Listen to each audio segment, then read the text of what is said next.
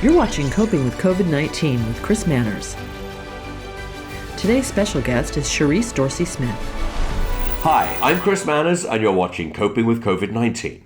Today my guest is Sherrice Dorsey-Smith. She's the Deputy Director of Programs and Grants at the Department of Children, Youth and Their Families. And she's here to talk to us about San Francisco's Community Learning Hubs initiative, a program that's been set up to help some of our most vulnerable students during this pandemic. And she's the project lead. Ms. Dorsey-Smith, welcome to the show.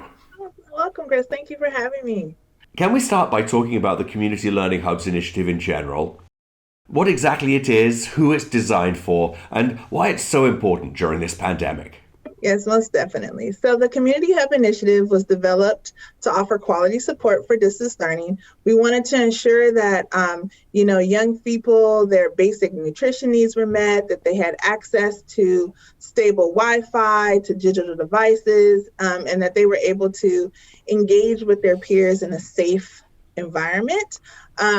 The Community Hub Initiative, or CHIs, how we like to call it, basically they support our most vulnerable and isolated youth. Our priority population was to really focus on youth that lived in public housing, youth that were in SROs, who were in foster care, or who were homeless.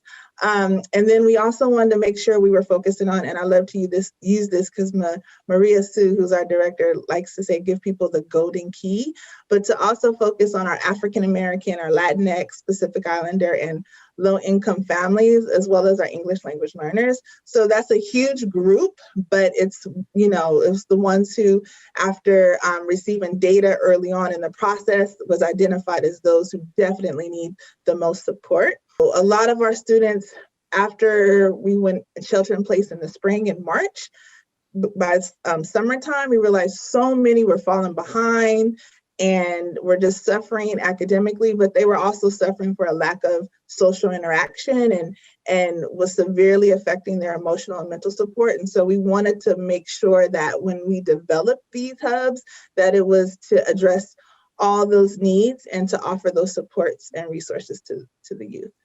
How successful have the community hubs been? How many have opened and how many students have been helped? I'm sure there must have been some challenges too.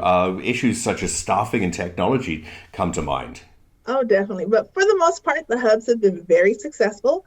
We've been able to open over 80 hubs across the city, ranging from, I'm going to say, one pod, which is about 12 kids, to 5 pods, which if there's 12 kids in a pod, we've been able to serve up to 70 at a site. We've served to date over 2,000 youth. But we've definitely had some major challenges. It hasn't been all peaches and cream and smooth sailing.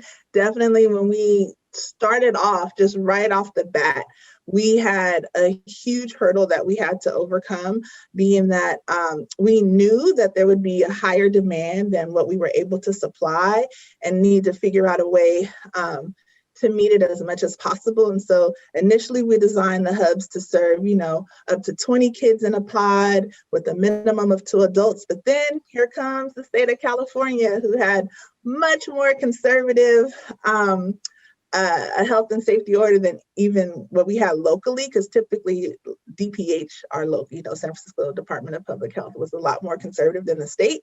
But they came in and said, okay, no more than 12 or 14 youth in a pod, maximum of 2 adults. And so those challenges, the staffing and CBOs having the capacity to meet the new restraints was a huge challenge.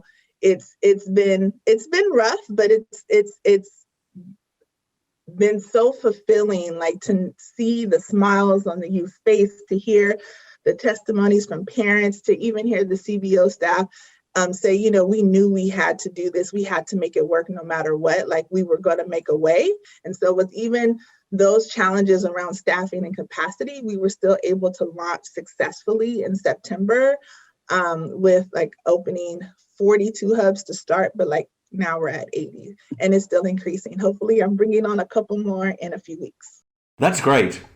Now, you just mentioned CBOs, community-based organizations, and I understand the city's partnering both with nonprofits and CBOs. What's their role? Do they provide staff or space? How does it work? Yes. So in partnership with our rec and Parks Department and the libraries.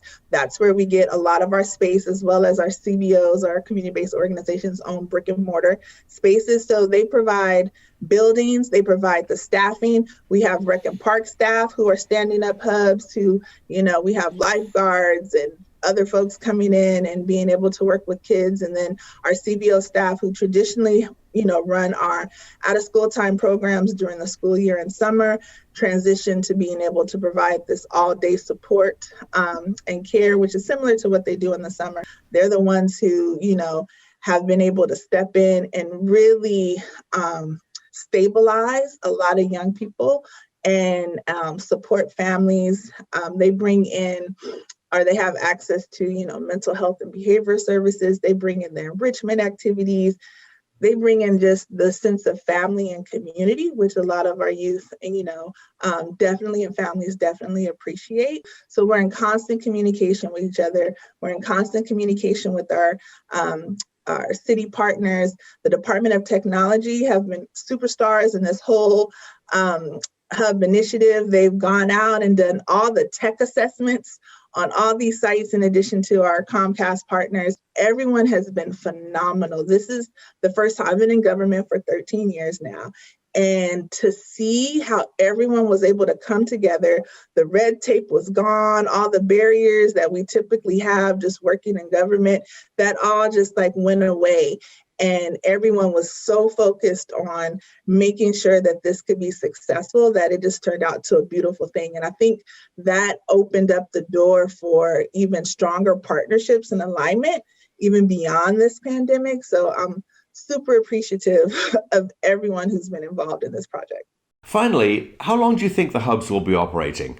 I know that a session ended in February and a new one's already begun, but do you think the program will be extended through the summer? Perhaps to help some of the kids who've had trouble with distance learning during the pandemic? Yes, I anticipate the hubs operating throughout the summer and even into the fall. They're ongoing.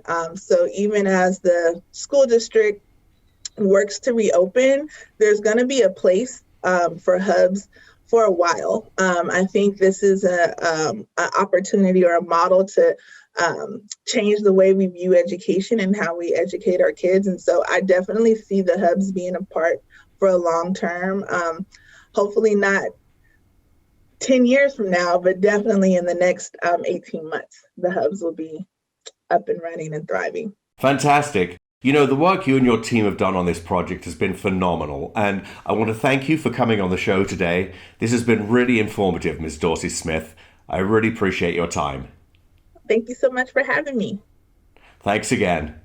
For more information about the Community Learning Hubs, visit dcyf.org or dial 311 and speak to an operator.